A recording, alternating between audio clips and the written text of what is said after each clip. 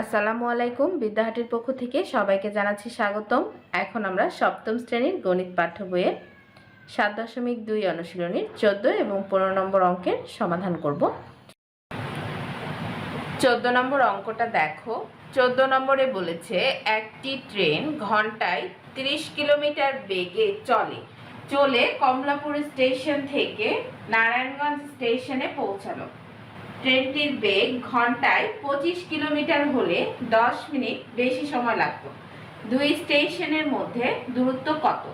তো যেহেতু দুই স্টেশনের মধ্যে দূরত্ব চাচ্ছে এবং এটা দেয়া নাই, তাই আমরা ধরে নিব যে দুই স্টেশনের মধ্যবর্তী দূরত্ব x মিটার বা দুই স্টেশনের মধ্যে দূরত্ব x মিটার।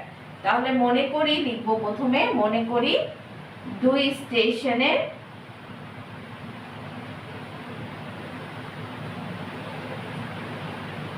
মধ্যে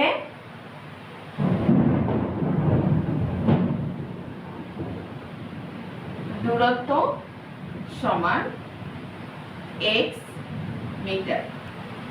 এখন যদি তুমি প্রশ্নটা পড়ো তাহলে দেখতে পাবে যে যতগুলো তথ্য দেয়া আছে সবগুলো কিন্তু ঘন্টায় দেয়া আছে। প্রথমে দেখো, বলছে একটি ট্রেন ঘন্টায় ৩০ কিলোমিটার বেগে চলেছে, আবার বলেছে ঘন্টায় ২৫ কিলোমিটার হলে ১০ মিনিট বেশি সময় লাগতো। তো সবগুলো তথ্যের উপরে দেখো ঘন্টায় দেয়া আছে, কিন্তু এই তথ্যটা ১০ মিনিট তথ্যটা শুধু মিনিটে দেয়া আছে। তাই এই ১০ মিনিটকে আমাদের আগে ঘন্টায় নিয়ে নিতে হবে। তো আমরা কি জানি যে ৬০ মিনিট সমান ১ ঘন্টা। তো সেটা আমরা লিখে নিব যে আমরা জানি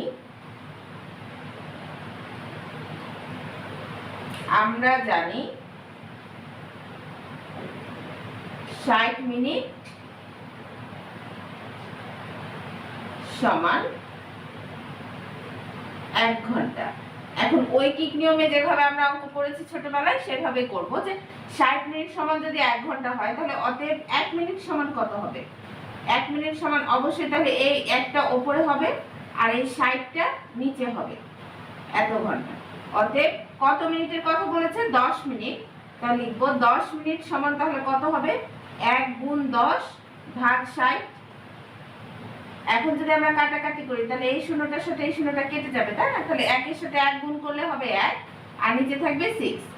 তাহলে 1/6 ঘন্টা আমরা পেলাম। ১০ মিনিট সমান 1/6 ঘন্টা। আচ্ছা, এখন দেখো বলেছে যে প্রথম লাইনে দেখো বলছে যে একটি ট্রেন ঘন্টায় ৩০ কিলোমিটার গেছে, মানে ওর ৩০ কিলোমিটার যেতে ওর সময় লেগেছে ১ ঘন্টা। তো আমরা সেই কথাটাই লিখবো যে ৩০ কিলোমিটার যায় ১ ঘন্টায়।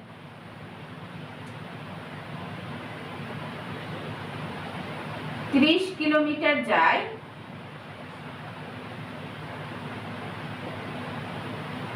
১ ঘন্টায়। তাহলে ওর ১ কিলোমিটার যেতে কত সময় লেগেছে? অতএব ১ কিলোমিটার যায়, তাহলে এই একটা উপরে হবে 1 আর এই ৩০টা নিচে হবে ৩০ ঘন্টায়। অতএব এই যে দুই স্টেশনের যে মধ্যে দূরত্ব x মিটার, এই x মিটার যেতে তাহলে ওর কত সময় লেগেছে এটা আমরা বের করব। অতএব x কিলোমিটার যেতে, এটা মিটার নয় এটা কিলোমিটার ধরি আমরা, যেহেতু সবগুলো তথ্য কিলোমিটারে দেয়া আছে, এটা কিলোমিটার ধরি। তাহলে 1 গুণ x বাই 30। তাহলে 1 এর সাথে তুমি যদি x গুণ করো তাহলে x হবে আর 30 নিচে বসে যাবে। এটা কিন্তু ঘন্টা। আচ্ছা, এবার দেখো আরো একটা তথ্য দেয়া আছে যে ঘন্টায় 25 কিলোমিটার যদি যায়, তাহলে এটারও আবার বের করব। আবার আমরা যে আবার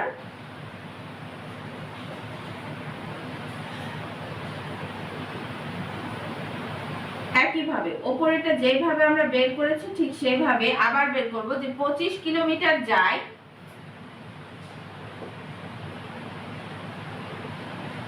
১ ঘন্টায়। অতএব ১ কিলোমিটার যায় তাহলে ১/25 হবে, ভাগ হয়ে যাবে। অতএব আবারও বের করব যে x কিলোমিটার যেতে কত সময় লাগে। x কিলোমিটার যায় 1 × x / 25 ঘন্টায়। এখন যদি আমি 1 এর সাথে x গুণ করি তাহলে x পাবো, আর 25 নিচে যেভাবে ছিল সেইভাবে আমি রেখে দিব ঘন্টায়। এখন দেখো এটাও কিন্তু আমি সময় বের করেছি, আর এটাও হচ্ছে সময়। হ্যাঁ, আর আমাদের শেষের আগের যে লাইনটা ছিল বলেছে ট্রেনটি যদি ঘন্টায় 25 কিলোমিটার যেত, 25 কিলোমিটার যদি যেতে পারতো তাহলে 10 মিনিট আরো বেশি সময় লাগতো।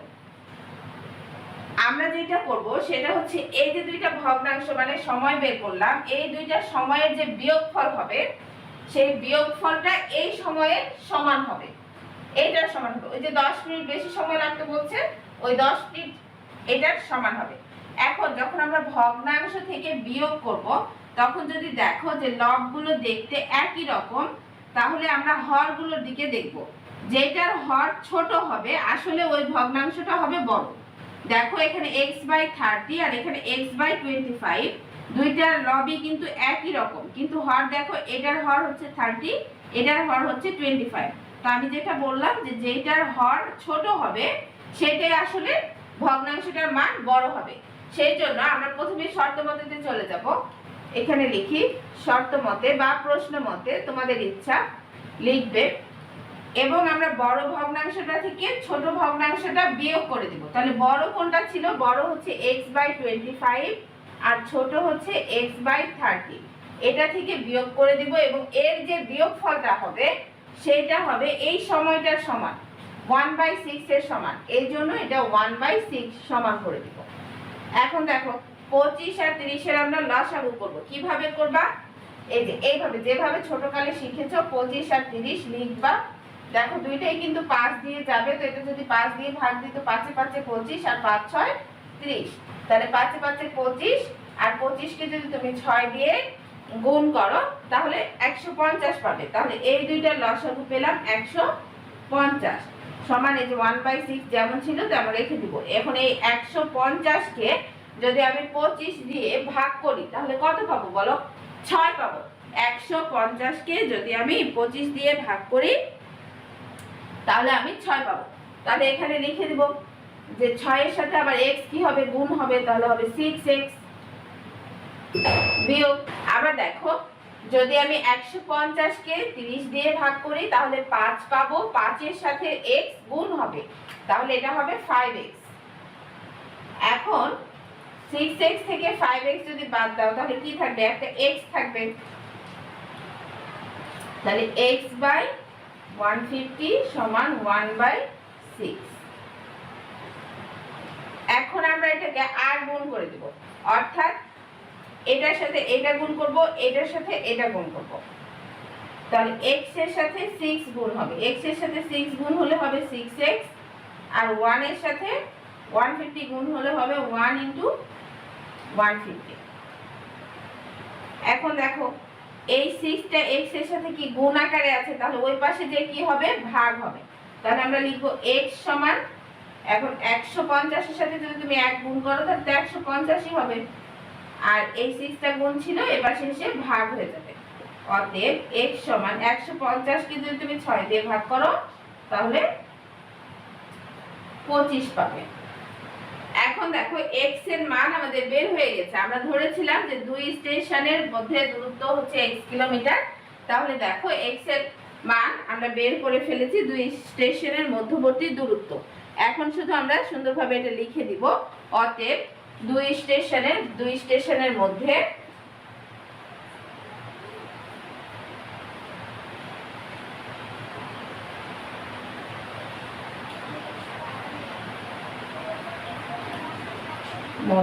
দূরত্ব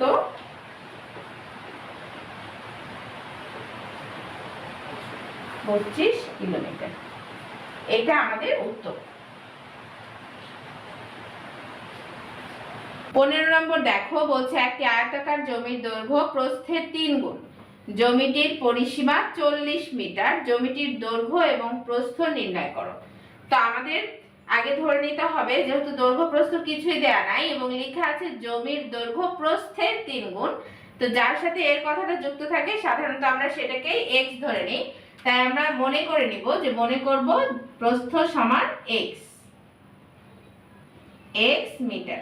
এখন কি বলেছে? যে বলেছে দৈর্ঘ্য প্রস্থের 3 গুণ, তাহলে লিখতে পারবো যে দৈর্ঘ্য সমান প্রস্থের 3 গুণ। প্রস্থ হচ্ছে x, x এর 3 গুণ, এটা হচ্ছে আমাদের দৈর্ঘ্য। এখন দেখো জ্যামিতির পরিসীমা 40 দেয়া আছে, তাহলে আমাদের এখান থেকে একটা পরিসীমা বের করে নিতে হবে। তাহলে লিখব অতএব পরিসীমা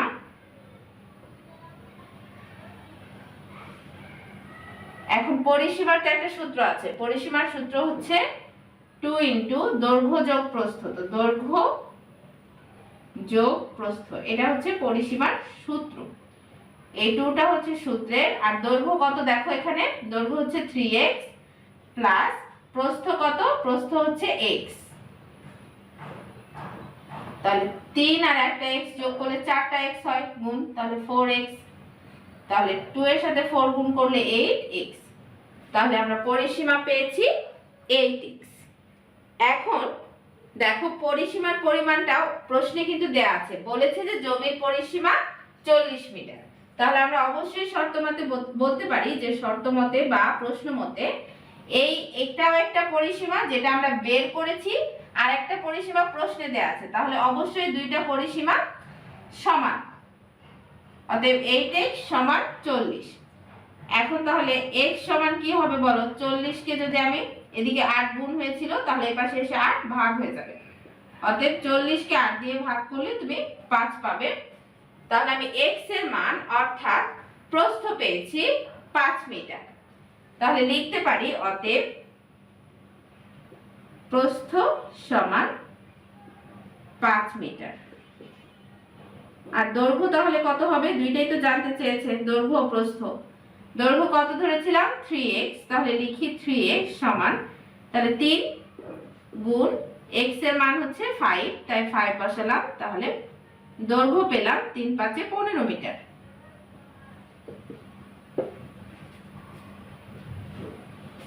অতএব জ্যামিতির